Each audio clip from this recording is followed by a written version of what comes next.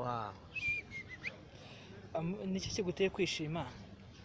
Ubuzima ni bugufi, ngomba kwishima.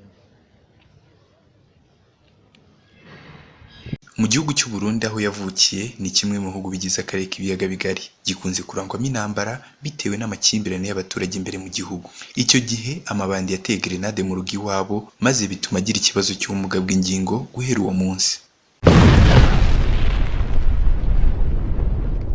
Ibyamubayeho bisa nkaho byari bigiye gushyira akadomo kuri ejo hazaza he, ariko magingo aya yiga muri kaminuza kuva mu mwaka wa 2015. Kwibwira amazina yawe. Nitwa Lazaro Ndagarega, abandi umunyeshuri muri kaminuza. Umaze igihe kingana iki wiga hano muri kaminuza? Kuva muri 2016. Ntabisanzuramo kubera ko dufite ikibazo bitandukanye n'icyawe. Kuba afite ubumuga bw'ingingo ntibimutera ipfunwe kuko ahorana isura ikeye ndetse n'ibyishimo ku maso ye. Lazare afite icyizere cy'ubuzima bw'ejo hazaza kuko yizeye ko ejo hazaza hari heza. Yifuza kugira ubumenyi bwafasha abandi bafite ibibazo runaka mu byerekeye ibyo arimo kwiga muri kaminuza byo gucunga amafaranga n'ubucuruzi.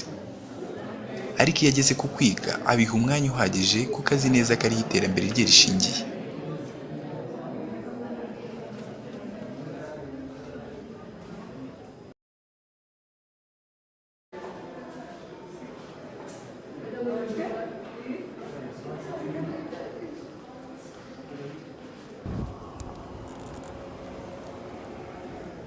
Nubwo Lazare ari umunyeshuri uhorana umunezero, ntibikuraho imbogamizi nyinshi ahura nazo, harimo kugenda azamuka ndetse amanuka yitwaye mu kagare.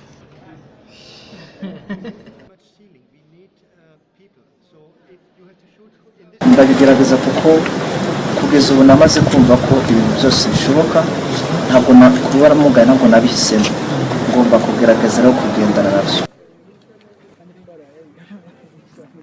Bimwe mu byo atabasha bitewe n'ubumuga afite abifashwamo na bagenzi be. Wafashe ukandebera hariya hejuru ko handitse hariya hambere. Oya yaho gato manuka.